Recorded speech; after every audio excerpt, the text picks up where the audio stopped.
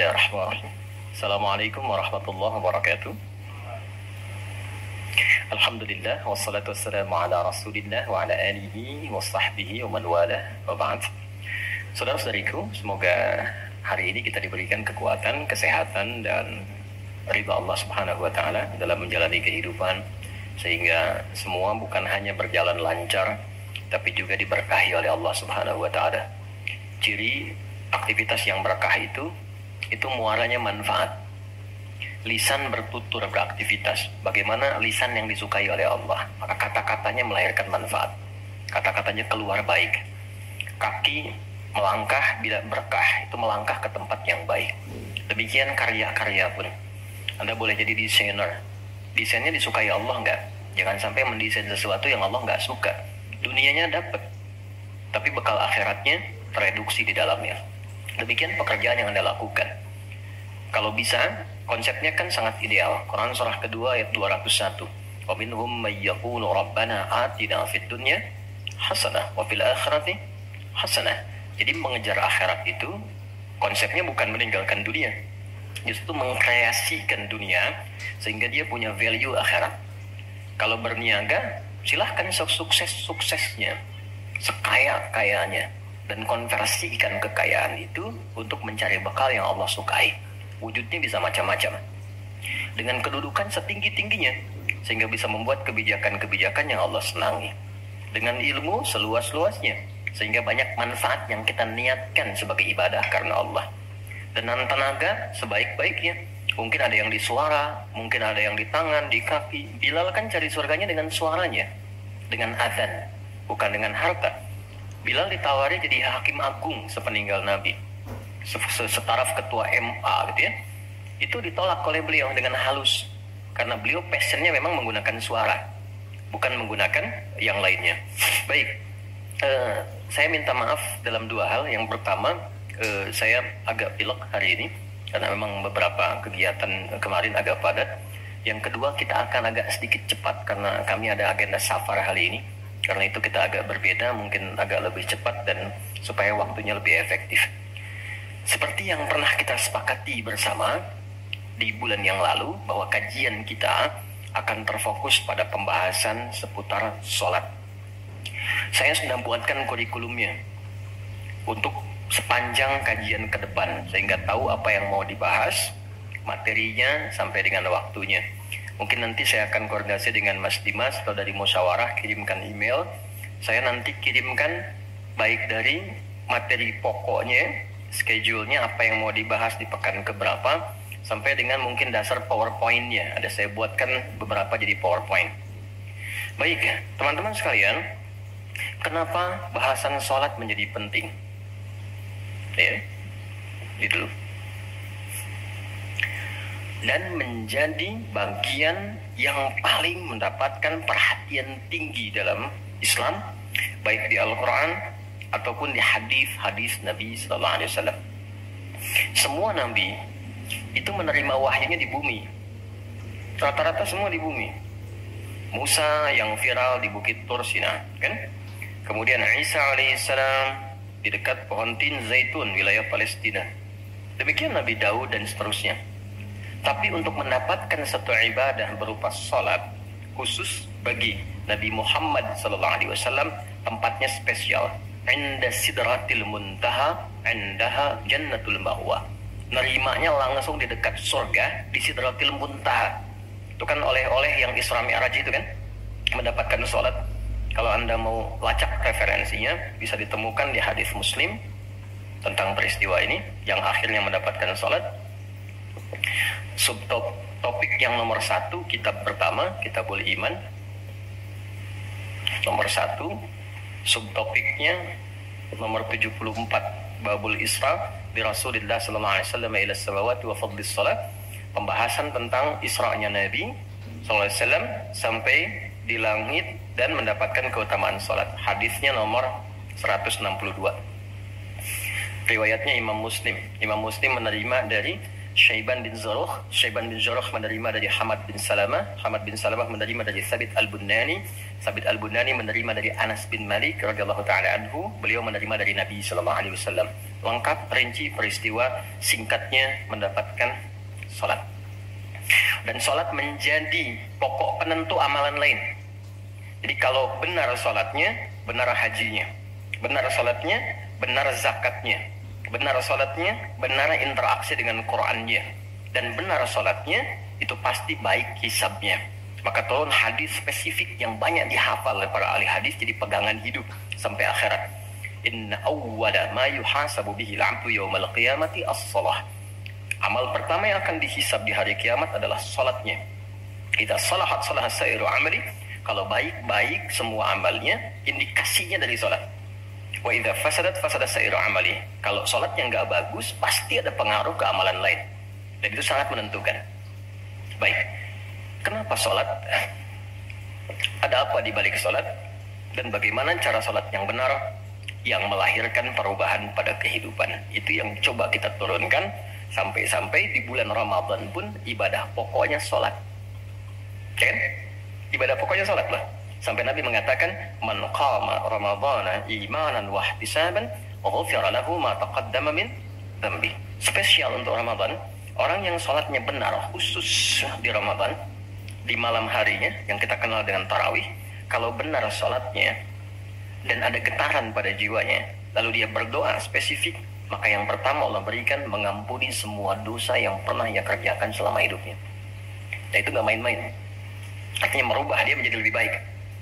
Itu salat. Karena itu kenapa ada tambahan di Ramadan spesifik untuk meningkatkan salat tarawih. Berarti ada sesuatu yang sangat penting. Yuk kita mulai. Pertama kita akan bahas dari segi nama. Dan kedua kita akan bahas dari segi fungsi atau hikmah atau manfaat. Baru kemudian yang ketiga kita masuk kepada persoalan teknis penunaiannya, baik bacaan, cara, makna. Kita belajar dari mulai menunaikan bacaannya apa, maksud dari itu apa. Ya. Baik, kita mulai cepat. Salat. Apa itu salat? Doa. Apalagi? Kenapa doa disebut salat? Kenapa nggak disebut doa aja? Apa itu salat? Doa. Apa itu doa? Salat. Oke, yuk kita urutkan dari segi katanya dulu. As-salah kurang lebih begini. Nanti ada versinya, ada yang pakai waw, itu ujungnya nanti kembali ke alif. Ini ya. Teman-teman, salat itu seakar dengan kata silah. Silatun. Seakar verbnya, kata kerjanya dengan kata wassala. Usul. Silah dalam bahasa Arab artinya sesuatu yang terhubung kuat sehingga dengan erat dan kuatnya ini sulit dilepaskan. Pernah dengar silaturahmi? Ya kan? Kenapa disebut dengan silaturahmi? Karena ada hubungan perhatian kasih yang dalam sehingga dimanapun dia masih tersambung untuk memperhatikan. Jadi silaturahmi itu bukan begini, bukan Anda kumpul menyapa di teman yang hadir, itu bukan silaturahim. Anda menyapa orangnya ada, wajar, orangnya masih ada. Tapi ketika Anda pulang, Anda mendoakan dan support pada kebaikan, itulah silah namanya. Nah, hubungan yang melatih kita supaya terus terhubung dengan Allah, sehingga tak terpisahkan pengawasan Allah kepada kita, perlindungan Allah kepada kita, pemberian Allah kepada kita di setiap waktu dan tempat dimanapun, itu dinamakan dengan sholat namanya. Karena itu ciri keberhasilan orang yang sholat yang pertama kali dapatkan adanya konektivitas dengan Allah sampai dia koneksinya ke Allah. Karena itu disebut wusul. Kenapa secara fikih dinamakan dengan doa? Karena saat berdoa kan terkoneksi dengan Allah, ya kan? Nah, doa yang terkoneksi secara formal kepada Allah itu disebut dengan sholat. Quran surah keempat, dalilnya An-Nisa ayat 103. Quran surah 4 ayat 103. Paling kanan agak sedikit ke atas tuh di mushaf standar. Fa'idza qadaytumus sholata, maka jika Anda telah tuntas mengerjakan sholat, fadzkurullah, maka cirinya dia akan cepat terkoneksi kepada Allah. Itu pengertian hikmahnya. Kalau pengertian fikihnya, habis sholat cepat zikir. Zikir itu artinya terkoneksi, nyambung. Kenapa setelah sholat ada zikir lagi yang menyambungkan? Karena ada orang yang sejak saat sholat belum nyambung dengan Allah. Itulah sebabnya nanti kita akan belajar. Masih merasakan nggak? Pernah nggak begini? Sebelum sholat mau fokus nih, tapi begitu takbir Allahu Akbar, yang akbar di lisan Allah, tapi yang akbar di pikiran project. Ya, status belum diupdate, nyimpan sendal di mana, jemuran belum diangkat, ya kan? Ya pernah nggak suasana itu hadir? Nah kan, nanti kita akan belajar. Nah, kalau akumulasi semua ingatan itu mengganggu khusyuk kita sehingga kadar khusyuknya kecil dan belum terkoneksi dengan Allah setelah sholat, maka coba zikir sampai nyambung. Idealnya ketika sholat selesai itu punya konektivitas dengan Allah, nyambung, ingat Allah. Qiyaman, baru dia berdiri jalan sudah ingat Allah. Makanya kalau ada orang keluar dari masjid dan dia nyambung dengan Allah, itu mustahil tertukar sendal. Oke? Karena saat dia pakai, dia merasa diawasi Allah. Ya Allah, salah, bukan punya saya. Yang saya yang itu rupanya dia pakai, padahal dia ke masjid nggak pakai sendal. Memang ada yang salah dengan sholatnya. Oke? Balik ke sini. Maka kalau dia berjalan jalannya baik, kalau dia duduk bekerjanya baik, gak mungkin maksiat, gak mungkin menyentuh yang salah, karena saat dia menyentuh dia merasa dilihat Allah. Itu yang disebut dengan ihsan namanya. Di orang yang punya koneksi dengan Allahnya kuat, itu akan mudah menjalani kehidupan. Anda punya koneksi dengan teman-teman yang punya kedudukan tertentu, aksesnya mudah kan? Anda punya koneksi dengan Allah, apa yang sulit bagi Allah?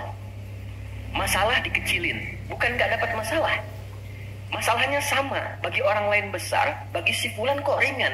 Karena sebelum mendapatinya, akses dia ke Allah tinggi, Allah ringankan untuk diterima di hatinya. Dilapangkan hatinya sebelum menerima persoalannya. Jadi ketika menerima persoalan, dia tinggal senyum aja, selesai. Macet, yang lain gelisah. Alhamdulillah macet. Bisa hafalan dulu, bisa baca dulu, bisa mengerjakan yang lain dulu. Ini semua dibaca dengan nyaman karena konektivitas yang tinggi dengan Tuhan. Jadi ternyata ketika diminta menunaikan ibadah salat, ada hal yang sangat besar yang Allah ingin berikan kepada kita semua.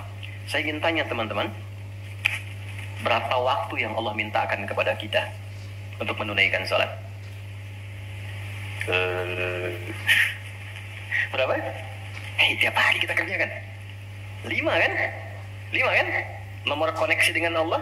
Masih ingat nomornya? 24434 klik. Naik. 2 subuh, 4 duhur, 4 asar, 3 maghrib, 4 isya kan? Ayo bikin status. Ya kan? 5 waktu kan? 5 waktu kan? Kenapa 5 waktu?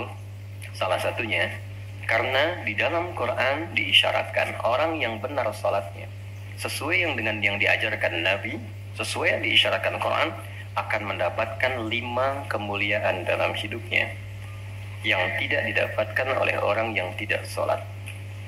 5 ini, itu yang coba kita akan keluarkan. Itulah sebabnya kenapa sholat sangat ditekankan, kenapa sholat diwajibkan. Karena Allah mewajibkan kita mendapatkan semua kebahagiaan dan kesuksesan yang kita ingin raih dalam kehidupan. 5 ini. Yuk kita mulai. 1. Izinkan saya memulai dari sini supaya kita punya motivasi untuk menunaikan sholat. Jadi kalau nggak tahu yang 5 ini, cara pandangnya kepada sholat jadi beban. Baru aja sujud, dasar lagi. Baru maghrib, udah isya lagi. Kan? Nah, ayo isya. Tadi kan udah mau maghrib. Kan? Pernah merasakan itu? Karena cara pandangnya menilai sholat sebagai beban. Padahal ketika Allah wajibkan, itu cara mewajibkannya bukan sebagai beban, sebagai motivasi yang mengantarkan pada keindahan. Satu, kita cepat. Quran surah ke-20 di ayat yang ke-14. Tafsirnya Quran surah 13 ayat 28. Satu paket. Kita pakai Quran hadis aja ya, biar nggak bisa didebat. Oke, Quran surah ke-20 ayat 14. Innani anallahu la ilaha illa ana fa'budni wa aqimis salata lidzikri. Sayalah Allah, kata Allah. La ilaha illa ana, nggak ada Tuhan yang layak dipertuhankan kecuali saya. Ini kalau kita belajar ngaji tentang tauhid, ya, belajar mengaji tentang dasar keyakinan akidah. Ini ayat yang paling real, yang paling mudah dipahami, yang paling kuat pengakuannya. Saya coba mengumpulkan koleksi beberapa kitab-kitab yang disucikan. Saya kumpulkan, nggak ada satupun kecuali di Quran yang tegas mengatakan, Tuhannya langsung mengatakan, tidak mewakili perwakilan. Sayalah Allah, satu-satunya yang dipertuhankan, sembah saya. Coba di Quran. Kita simpan ini dalam bab tauhid. Sekarang kita teruskan. Bagaimana cara menyembahmu ya Allah? Fa'budni wa aqimis sholata lidzikri. Tunaikan sholat, ya, sebagai pembuktian penyembahan kepadaku. Lidzikri, untuk mengoneksikan dirimu denganku. Satu, sholat adalah pembuktian sebagai hamba, pembuktian iman. Pelan-pelan. Yang pertama, teman-teman sekalian, ketika Allah menerangkan fungsi salat yang pertama untuk membangun konektivitas yang kuat dengan Allah, itu ternyata dasarnya bukan materi, bukan kedudukan, tapi penghambaan. Supaya engkau membuktikan diri engkau itu hambaku, sembahku, lewat salat. Jadi kalau ada orang yang mengatakan Tuhanmu siapa? Allah, tapi dia nggak mau sholat, itu kata Nabi belum sempurna kebertuhanannya kepada Allah. Ya, al-farqu bainal mu'min wal kafir tarku sholat, kata Nabi. Perbedaan orang yang mengaku beriman dengan yang belum beriman dilihat dari sholatnya. Jadi kalau dia sudah menunaikan sholat, itu pembuktian keimanannya kepada Allah, kebertuhanannya. Jadi kalau ada orang mengaku muslim, dia belum menunaikan sholat, maka dipertanyakan keimanannya. Karena itulah kemudian kata sholat disebut juga di Al-Quran dengan kata iman. Buka Quran surah kedua ayat 143. Lihat di pertengahan. Wa ma kana Allahu liyudhi'a imanakum. Jika ada hamba siapapun menunaikan sholat, aku nggak akan sia-siakan sholat yang dilakukan dengan imannya itu. Maksudnya apa? Akan dibalas, diberikan perhatian sesuai dengan kadar sholatnya. Disebut dengan iman. Dan yang paling dahsyat, ketika seseorang sholat menghamba, kan gerakannya ruku, sujud, menghamba kan? Maka naik statusnya dari sekedar manusia biasa menjadi abdun. Teman-teman, ini rahasia besarnya. Perintahnya fa'budni, yang kita baca iyyaka na'budu, asal katanya dari kata abada, orangnya abdun, zamannya ibad. Dan tidak pernah disebutkan dalam Quran kata abdun kecuali untuk mengangkat derajat hamba di hadapan Allah. Contoh, Nabi Muhammad ketika peristiwa Isra dan Mi'raj dipanggilnya dengan nama apa? Quran surah 17 ayat 1. Subhanalladzi asra bi abdihi. Tidak disebut nabi, tidak disebut rasul, tapi abdun. Nabi Sulaiman ketika diberikan kekuasaan besar, punya kedudukan yang hebat sampai menundukkan awan. Ya, sebelum Songgohan punya awan kinton, Nabi Sulaiman sudah punya duluan. Susuka Yatanabe tahun 96 kan, bikin komiknya. Saya nggak terlalu baca itu atau nonton, tapi saya tahu. Itu awan ditundukkan, angin bolak-balik. Ketika mendapatkan kedudukan itu, sifat yang disebutkan abdun, bukan nabi, bukan rasul. Quran surah 38 ayat 30. Wa wahabna li Dawud Sulaiman ni'mal abdu. Oke, Nabi Zakaria alaihissalam ketika akan diangkat statusnya dari suami menjadi ayah dan sudah berharap tinggi, dikabulkan, naik status, diberikan anugerah, disebutnya dengan abdun. Quran surah 19 di ayat yang kedua, Zikra rahmati rabbika abdahu Zakaria. Nabi Nuh diangkat status memimpin kelompok generasi manusia setelah Nabi Adam, naik ke kapal jadi pemimpin besar. Begitu diangkat, yang disebut statusnya abdun. Quran surah 17 ayat 3, innahu kana abdan syakura. Kenapa disebutkan abdun? Abdun itu sifat penghambaan. Semakin tinggi ibadahnya, semakin tinggi pendekatannya ke Allah, semakin diangkat. Jadi dengan Allah itu, karena Allah Khalik, kita makhluk. Laisa kamitslihi syai', enggak sama sifatnya. Jadi kalau ke Allah itu jangan terlalu ngangkat. Kalau tinggi direndahkan, kalau rendah ditinggikan. Karena itu kenapa saat sholat kita merendah supaya ditinggikan. Itu poinnya. Jelas ya? Itulah sebabnya kenapa Nabi dijamin surga. Turun surah Al-Kautsar itu satu-satunya Nabi yang sebelum wafat turun surganya, Rasulullah, dengan turunnya surah Al-Kautsar. Kenapa? Salah satunya karena ibadahnya. Coba lihat kesaksian Sayyidah Aisyah itu di Al-Bukhari nomor hadis 1147. Kedatangan tabi'in namanya Abu Salamah bin Abdurrahman, tanya bagaimana sholat malamnya Nabi.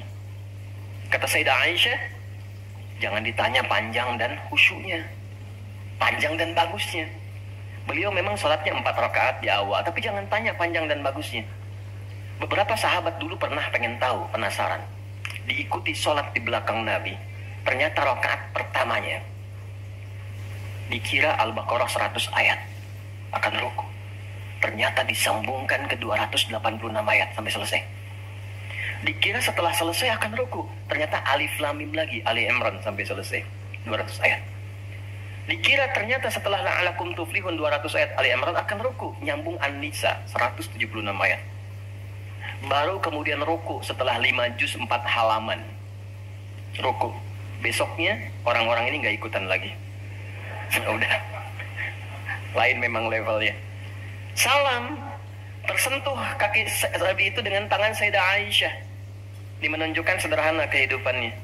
Bayangkan kan, suami sholat, istri tidur, nyentuh bagian kaki. Kira-kira tidurnya alasnya di mana tuh?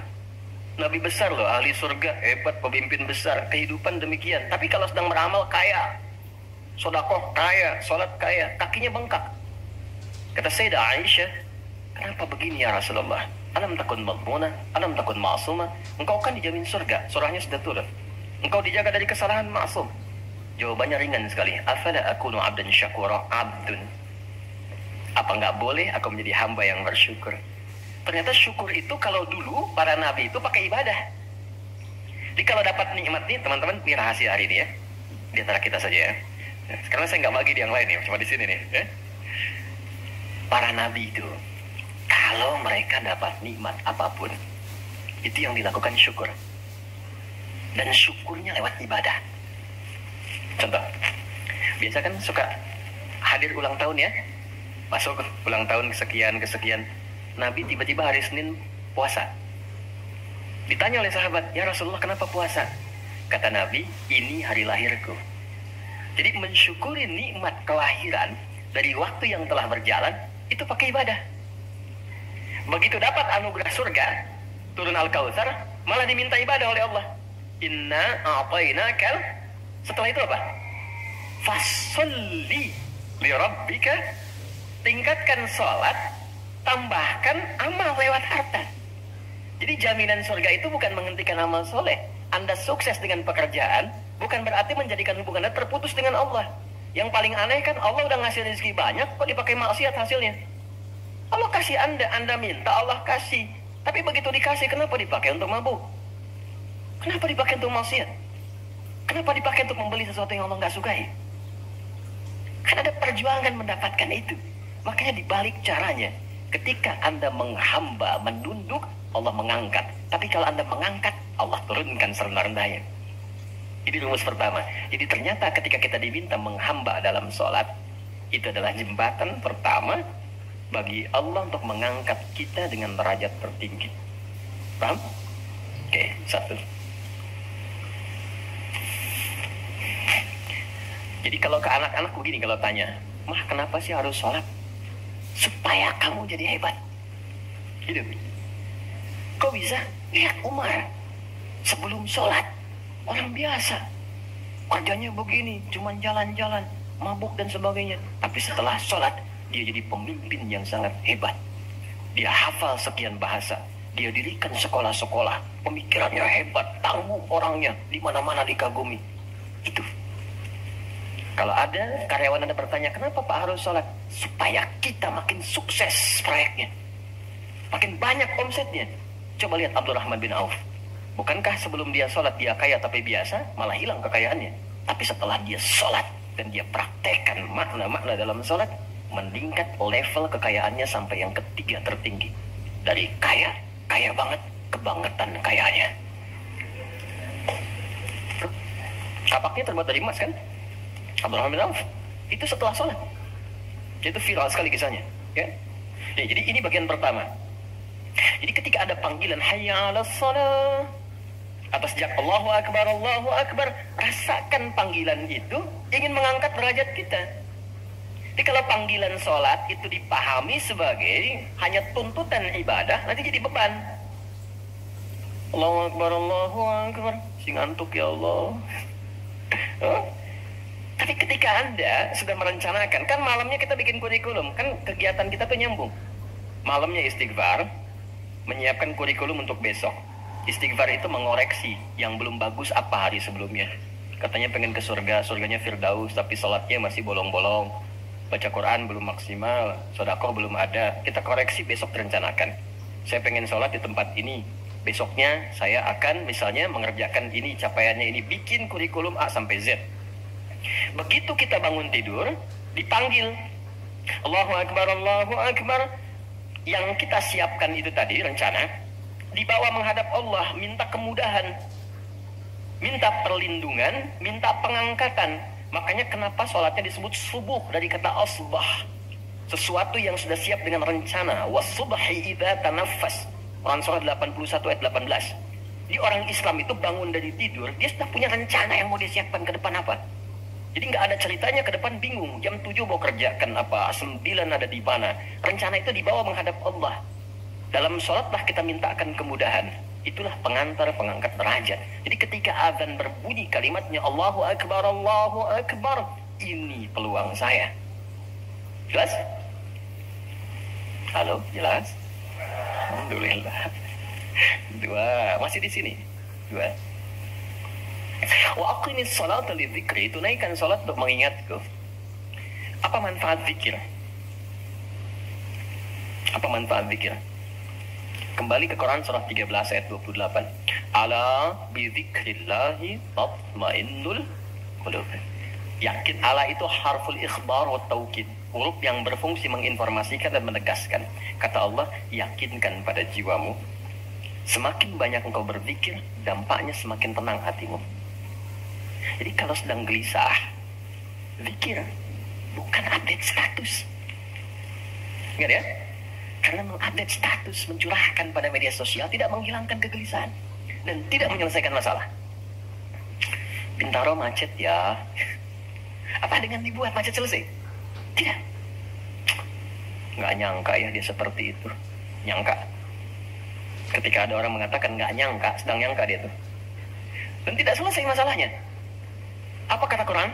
Jika Anda sedang gelisah, optimalkan zikir. Apa itu zikir? Semua jenis kegiatan yang menyambungkan kita dengan Allah. Misal, doa. Doa itu di Quran disebut zikir. Quran surah 7 ayat 205. وَاذْكُرْ رَبَّكَ فِي نَفْسِكَ تَضَرُّعًا وَخِيفَةً وَدُونَ الْجَهْرِ مِنَ الْقَوْلِ. Kalau Anda sedang gelisah, banyak persoalan, alih-alih mengeluh, angkat tanganmu minta kepadaku. Bukankah saat berdoa menjadi semakin tenang? Solusi belum datang, tapi hati lebih tenang kan? Dan jiwa yang tenang itu melahirkan pemikiran yang gemilang, hasil yang cemerlang. Jadi begitu kita lebih tenang, lebih mudah menanti solusi. Anak belum pulang, doa. Besok ada ujian, doa. Ada proyek mau dilakukan, kita gelisah, doa. Itu fitrah. Quran itu disebut zikir. Quran surah ke-15 ayat 9. Inna nahnu nazzalna dzikra wa inna lahu lahafidhun. Kalau sedang gelisah, masalahnya kompleks, ambil wudhu, ambil mushaf, buka. Itu baru pegang mushaf, baru buka. Dampaknya ke hati itu kuat. Begitu Anda baca dengan suasana yang tenang, nyaman ke jiwa. Yang paling dahsyat kadang-kadang dibuka, mushafnya acak, keluar ayatnya sesuai dengan masalah kita. Itu Quran. Ya. Apalagi kalimat thayyibah. Subhanallah, alhamdulillah, Allahu akbar, masya Allah, astagfirullah. Itu zikir. Quran surah 4 ayat 103. Fa idza qadaytumus salata fadhkurullaha. Makanya ketika Anda mendapatkan nikmat, alhamdulillah, hati lebih tenang. Tidak menggunakan nikmat dengan hal-hal yang tidak positif. Ada sesuatu, astagfirullah. Ada keluhan, ya Allah. Lebih tenang.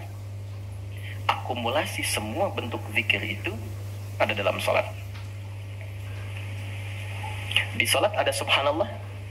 Ada. Ya. Di salat ada alhamdulillah? Ada. Di salat ada Allahu akbar? Dibuka dengan takbir. Di salat ada Quran? Ada. Al-Fatihah, Quran. Kita salat baca Quran. Apa lagi? Apakah di salat kita kemudian membaca kalimat thayyibah? Baca. Berdoa? Iya, isinya semua doa.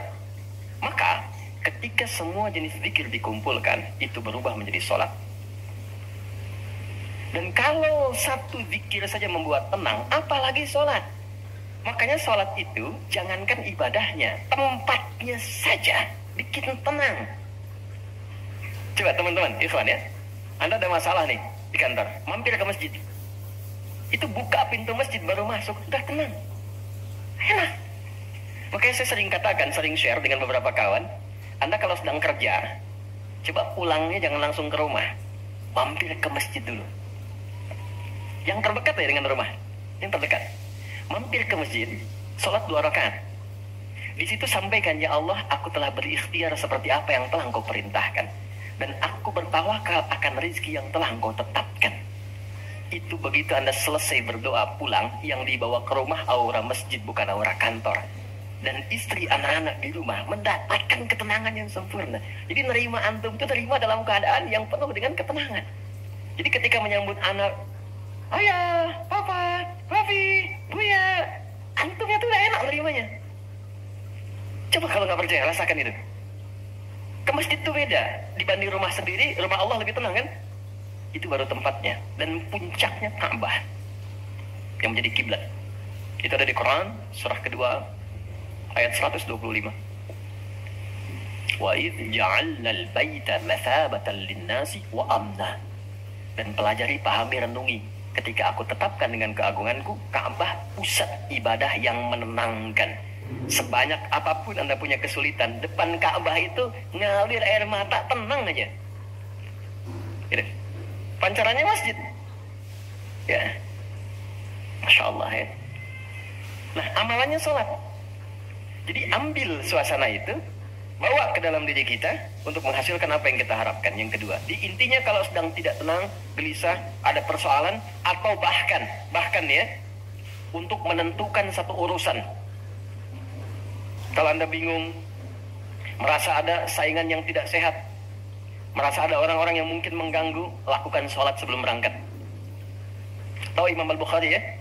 Beliau menulis Sahih Al-Bukhari kan? Itu sebelum menulis setiap satu hadis, sholat 2 rakaat. Kalau tenang, baru dituliskan. Tidak tenang, beliau sholat kembali. Ditulis di Masjidil Haram, diselesaikan di Masjid Nabawi. Itulah sholat. Makanya semua nabi yang pernah bertugas di bumi, itu sholat. Dan kita yang paling sempurna caranya. Nabi Isa, Yesus, sholat. Quran surah 19, ayat 31. Sampai 33-nya. Wa awsani bis sholah. Allah mewasiatkan padaku untuk sholat. Nabi Zakaria, sholat. Quran surah ketiga, ayat 39. Fanadatul malaikatu wa huwa qa'imun yusalli fil mihrab. Salat. Nabi Ismail, kakek Nabi ke-29, bahkan meminta keluarganya disiplin salat. Quran surah 19, Maryam ayat 55. Wa kana ya'muru ahlahu bis shalah. Jadi kalau kita urutkan dari awal sampai ke Nabi Muhammad sallallahu alaihi wasallam, atau kita tarik mundur dari Nabi Muhammad ke Nabi Adam alaihissalam, tidak ada satupun nabi yang bertugas di bumi kecuali mereka salat.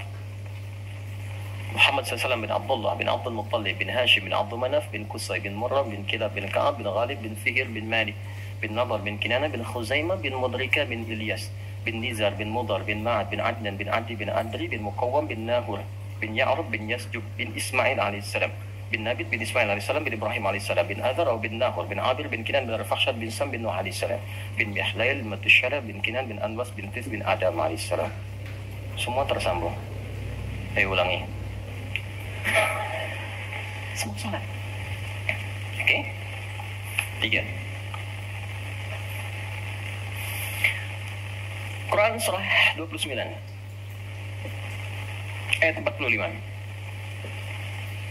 Salat bila dikerjakan dengan benar akan merubah pelakunya menjadi lebih baik. Secara singkatnya, salat mendidik kita menjadi pribadi yang baik. Nah, sumber keburukan itu yang menjadi lawan dari baik itu ada 2. Jadi kalau ada orang yang tidak baik, anak yang kurang baik, ayah yang kurang baik, ibu yang kurang baik, itu artinya ada satu dari 2 ini yang melekat pada dirinya. Satu disebut dengan fahsya.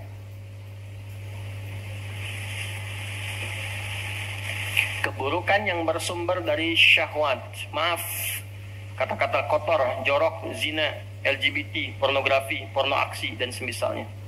Itu fahsya. Jadi nggak mungkin orang sholat kata-katanya jorok, perilakunya menyimpang. Nggak mungkin. Karena sholat mencegah itu.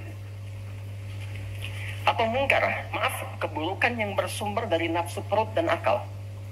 Mencuri, korupsi, mencela, berdusta, membunuh, merampok, menyakiti, dan semisalnya. Itu mungkar.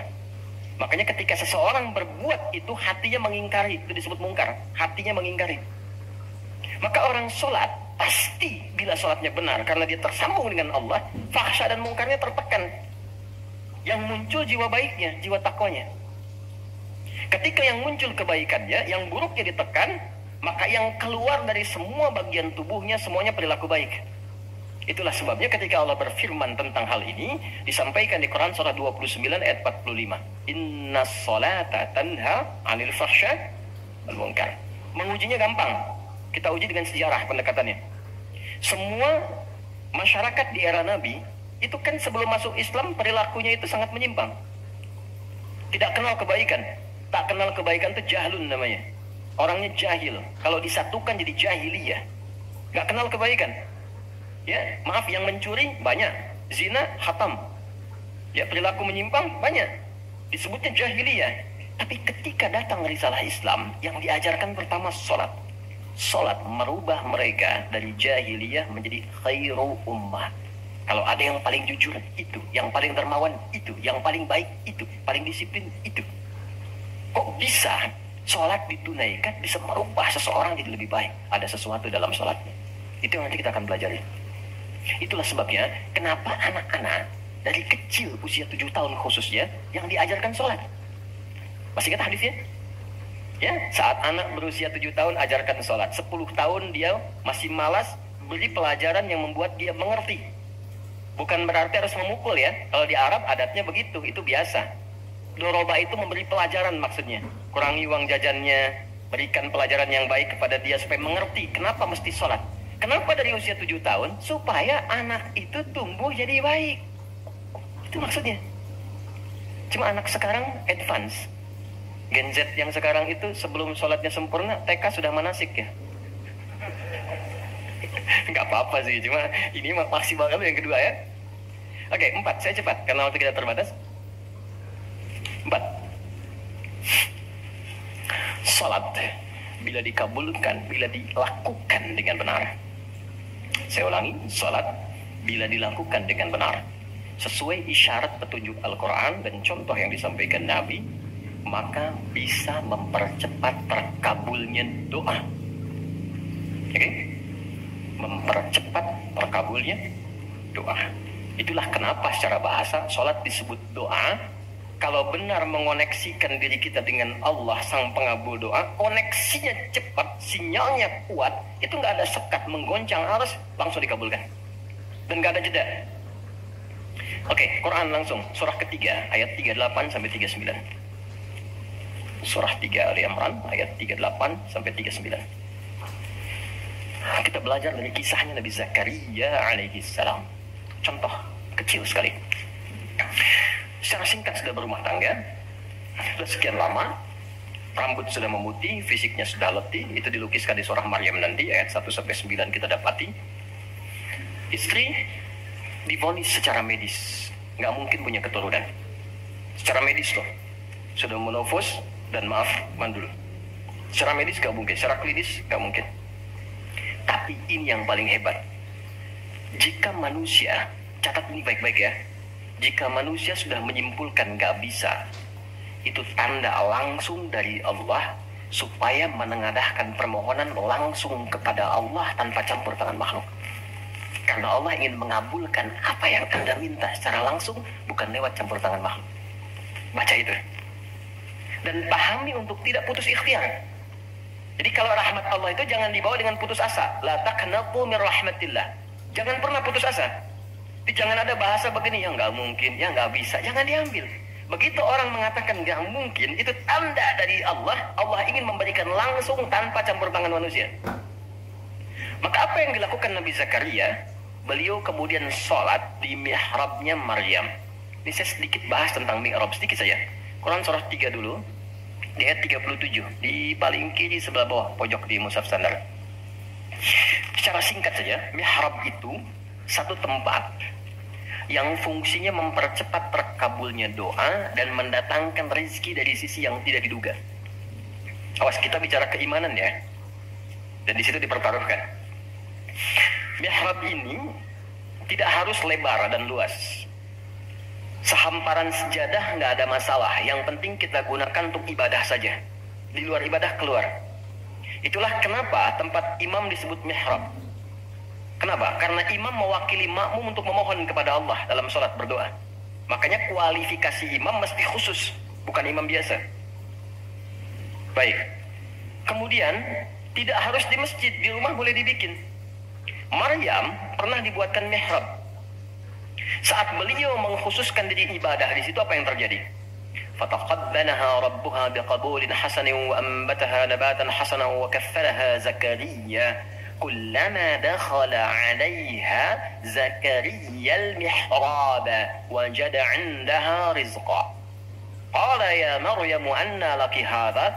Qalat huwa min 'indillah. Inna Allah yarzuqu man yasha' bighairi hisab. Ini poinnya. Setiap Nabi Zakaria mengantarkan kebutuhan Maryam, pakaiannya, makanannya, kebutuhannya, itu sudah ada. Dan ingat, status Nabi Zakaria itu Nabi loh. Beliau tahu itu pasti dari Allah. Tapi ingin dikonfirmasi apakah pendidikan beliau selama ini sudah meresap pada jiwanya atau belum. Ditanya, Maryam dari mana semua ini? Maka beliau jawab, Maryam jawab, wa min indillah. Paman, ini semua dari Allah. Baik ya? Allah memberikan apapun yang ia kehendaki tanpa batas pada siapa yang diingini. Maka ini dibaca oleh Nabi Zakaria. Mayyasha itu. Jadi kalau ada di Quran diksi mayyasha, jangan simpulkan ini untuk dia saja. Maksudnya, jadi seperti dia, maka Allah akan berikan seperti Allah berikan kepada dia. Maka Nabi Zakaria kemudian sholat di mihrabnya Maryam itu. Minta sesuatu yang selama ini kata orang terbatas. Apa yang dilakukan? Sholat. Dalam sholatnya minta. Perhatikan cara mintanya. Satu, menyebut nama Allah sesuai kebutuhan. Jadi Allah bentangkan semua nama terkait semua kebutuhan kita. Anda butuh rizki, sebut ya Razak. Anda butuh ilmu, sebut ya Alim. Ya kan? Anda butuh ketahanan mental diri, sebut ya Sabr. Itu 99 tersebar. Itu rumusnya di Quran surah ke-17 ayat 110. Quran surah 17 Al-Isra ayat 110. Qulid'ullaha awid'ur rahman ayyamma tad'u falahul asma'ul husna. Kalau Anda punya persoalan, segera curhatkan kepada Allah, minta, berdoa. Sebut ya Allah yang standar, atau ya Rahman naik sedikit, atau pilih nama yang sesuai kebutuhan kita. Jadi nggak harus semua disebut, takutnya nggak butuh dikasih. Ya Allah ya Sabar, nggak pengen punya masalah, turun masalah kan? Nah, Nabi Zakaria divonis ada keterbatasan, nggak mungkin diberi. Maka beliau meminta dengan nama Allah yang memberi tanpa batas. Dalam bahasa Arab disebut dengan Wahhab, pemberi tanpa batas. Kalau dialihkan jadi bentuk permintaan, fi'lil amri lit talab. Bukan perintah di sini tapi untuk meminta. Maka rubah kalimat jadi hab. Kalau untuk pribadi, habli. Untuk komunal banyakkan hablana. Karena ini kasusnya pribadi, maka di ayat 38 beliau meminta. Hunalika di mihrabnya Maryam. Da'a Zakaria Rabbah. Berdoalah Nabi Zakaria kepada Allah Rabbnya. Perhatikan. Qala Rabbi habli min ladunka dzurriyyatan thayyibah innaka sami'ud du'a. Ini fikih doa yang penting dipelajari. Ya Allah, jadi kalau terjemah bebasnya begini. Mereka mengatakan aku nggak mungkin punya keturunan. Maka aku memohon darimu saja yang tidak punya batas dalam pemberian. Mereka katakan aku nggak mungkin. Maka aku mohon kepadamu yang tidak punya batas dalam pemberian. Innaka sami'ud du'a. Sungguh engkau pasti mendengar doaku. Kalau kepada yang maha mendengar tidak terkabul juga, kepada siapa lagi aku mesti memohon?